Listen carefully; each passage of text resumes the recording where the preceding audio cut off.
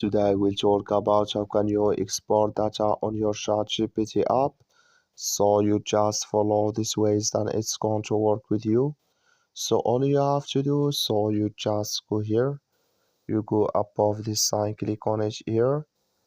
So then it's going to show for you a list like this. Then all you have to do next, you just click here on your name here, just click on it.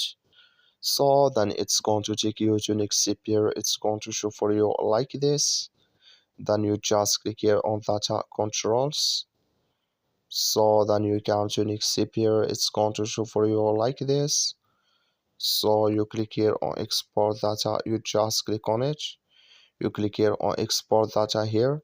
So then here automatically it's going to export with you on your ChatGPT app. So that's all you have to do. That's all. Thank you for watching. Don't forget to support us by liking and subscribe.